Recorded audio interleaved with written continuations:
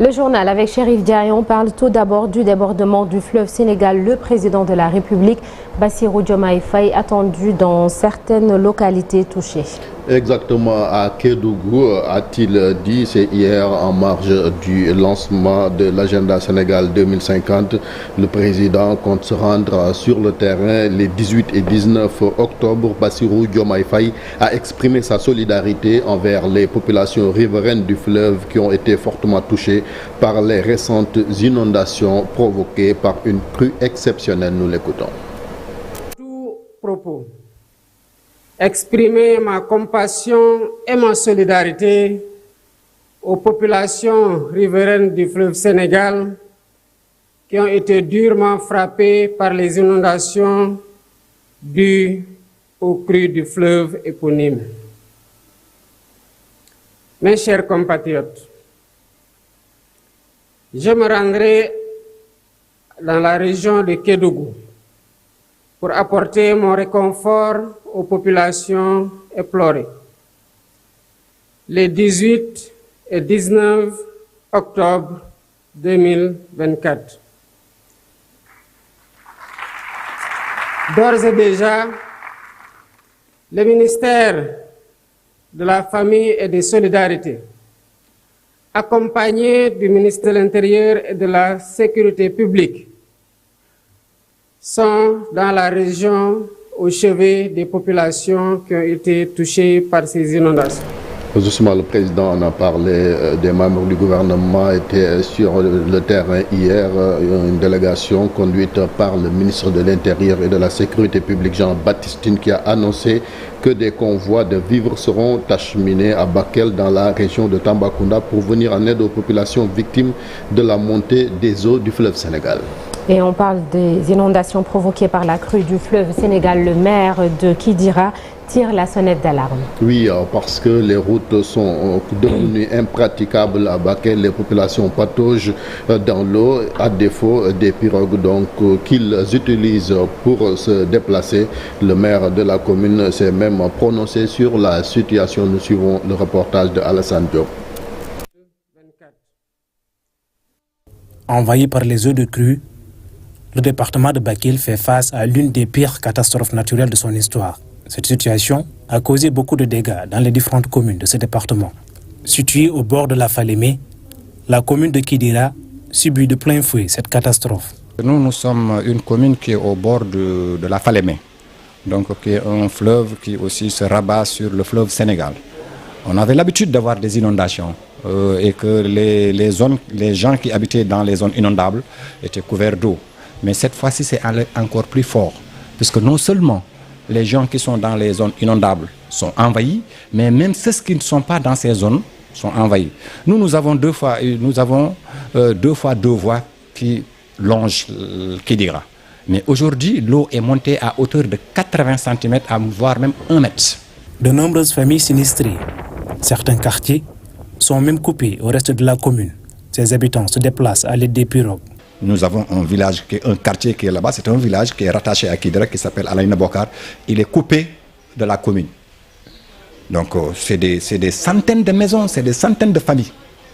Et d'autres n'ont même pas eu le temps de sortir leur nourriture ou de sortir leurs affaires. Les habitants de la commune de Bakel, de Diawara et de Kidira sont en attente d'un quelconque soutien de la part de l'État. Ce que l'État peut faire aujourd'hui, c'est aider les sinistrés à être provisoirement quelque part. Mais c'est un fleuve qui est sorti de son lit. On attend qu'il reparte. On ne peut pas faire des motopompes, on ne peut rien faire d'autre, non.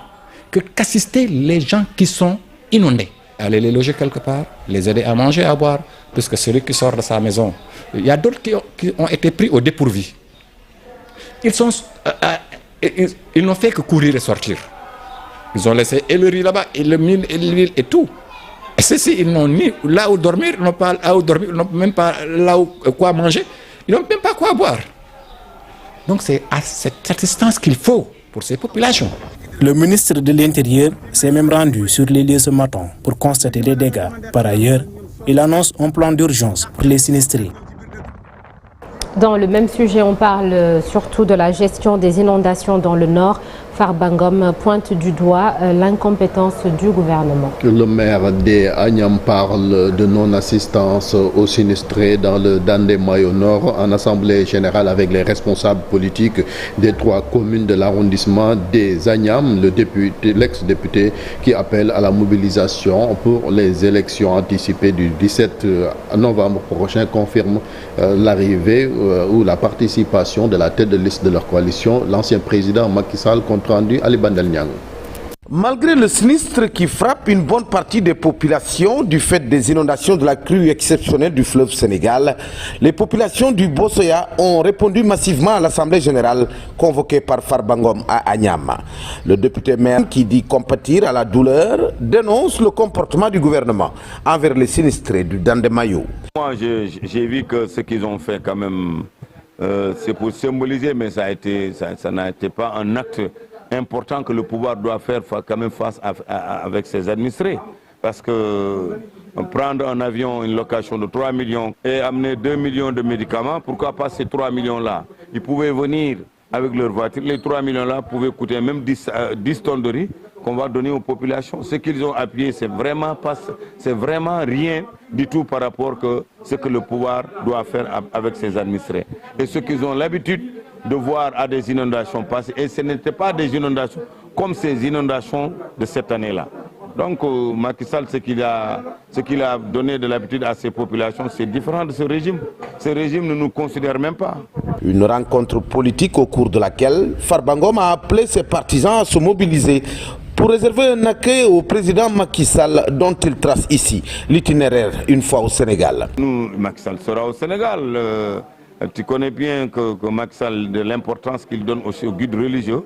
Vraiment l'idée que dès qu'il descend de l'aéroport, il va aller faire son ziar au Khalif général du Mouride, Sine Mountaga Bassirou. Après ça, il fera face, il va encore à Tivaouane, voir Sine Babacar Sy Mansour et l'ensemble des Khalifs généraux par rapport à l'importance qu'il donne aux Khalifs généraux ou aux guides religieux. C'est après ça qu'il posera des actes politiques vis-à-vis de la liste qu'il dirige, Takoualou. Il y a certains gens de l'opinion, peut-être, qui parlent de ça, mais le pouvoir actuel n'a jamais parlé que si Macky Sall est là, il sera arrêté. Et puis, pourquoi avoir peur d'arrêter si tu n'as rien fait? Face à un public acquis à sa cause, le député et maire des Agnam n'a pas mis de gants pour dénoncer l'incapacité, selon lui, des nouvelles autorités à maintenir le Sénégal dans la voie de l'émergence déjà tracée par le défunt régime de Macky Sall. Retour à Dakar, plus précisément à Diamniadio, le président de la République, Bassirou Diomaye Faye, a reçu hier l'agenda de transformation du Sénégal horizon 2050. C'est le Premier ministre Ousmane Sonko qui lui a transmis ce document, programme de plus de 18 466 milliards de francs CFA qui ambitionne de faire du Sénégal une nation souveraine et prospère. Le référentiel s'appuie sur 4 axes prioritaires qui sont détaillés ici par Ousmane Sonko, interrogé par Abdou Diouf Diagne et Bamba Sam. Nous sommes le Sénégal, un pays de courage. Nous sommes le Sénégal, un pays de résilience. Nous sommes le Sénégal, un pays de solidarité face à l'épreuve. Voilà pourquoi nous devons faire notre introspection individuelle et collective pour reprendre avec confiance notre destin en main et mettre notre Sénégal sur une trajectoire d'exigence, d'espérance, de performance et de progrès. C'est tout le sens et la pertinence de la vision Sénégal 2050. Cette nouvelle stratégie nationale de développement est une réponse innovante aux défis de la transformation systémique du Sénégal. Elle repose sur une vision endogène claire, cohérente, ambitieuse et assumée. Cette feuille de route pour les 25 prochaines années, qui fait l'objet aujourd'hui d'un partage et le fruit d'une réflexion collective, est déclinée en stratégie quinquennale et décennale. Elle permettra d'ajuster et d'optimiser nos actions et efforts en temps réel. Ainsi, la transformation systémique du Sénégal repose sur 4 axes stratégiques déterminants. Voilà.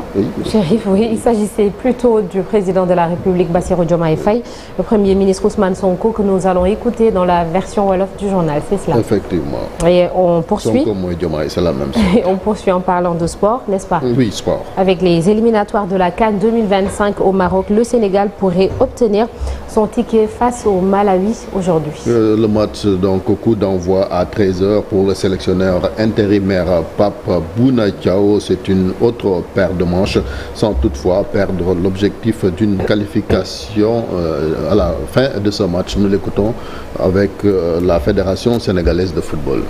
Un match vraiment difficile parce qu'on sera en face d'une équipe de Malawi qui sera vraiment remontée, qui veut aussi avoir ses chances, qui n'est pas encore éliminée, qui est dos au mur. Donc nous, on veut se qualifier à partir de demain. Donc on a mis tous les ingrédients pour pouvoir obtenir notre qualification dès demain, maintenant sur des bonnes bases, avec des choses qu'on va mettre en place et espérons que ça va marcher. Liman, il s'est blessé lors du match, durant le match. Et voilà, hier, il s'est entraîné, même s'il n'était pas avec le groupe sur le terrain. Il était à l'hôtel, il s'est entraîné. Donc il est à ma disposition. Donc voilà, maintenant, on verra demain c'est qui sera, peut-être lui, peut-être quelqu'un d'autre. Et bon, l'ambiance est bonne et l'état d'esprit aussi est là. Comme il a bien souligné tout à l'heure, Nampalis, voilà, c'est un groupe qui vit bien depuis très très très longtemps. Il continue à le vivre. Espérons que ça va continuer. Je suis un soldat du Sénégal. Et là, j'ai été confié à une mission, donc qui est de qualifier cette équipe. Voilà, on est sur la bonne voie. Espérons que ça sera fait dès demain. Et voilà, après, comme je t'ai dit, l'avenir nous dira. Nata, c'était tout pour l'actualité nationale. Bonne chance donc à nos Lions du Sénégal. Merci beaucoup, Chérif. À tout à l'heure pour le journal en Wolof et ce sera toujours l'actualité nationale. Alors, l'homme dont nous parlons ce matin nous a procuré, nous Sénégalais, de grands moments de bonheur. Si on vous dit football 2002, vous avez certainement la référence Bruno Metsu. Il avait été le sélectionneur des Lions. Il a porté l'équipe jusqu'en finale de la CAN et jusqu'au quart du mondial de la même année, à savoir en 2002. Il est décédé le 15 octobre 2013. C'est le sujet principal d'un jour au Sénégal, un jour dans le monde. Ce mardi, nous irons également à la découverte d'un village logé dans la région de Fatick et notre guide du jour, Abdoulaye Diop, a suivi paru ce matin avec Cher Diop et la météo du jour, le temps qu'il fera ici au Sénégal. Tout cela dans quelques minutes en attendant l'actualité internationale.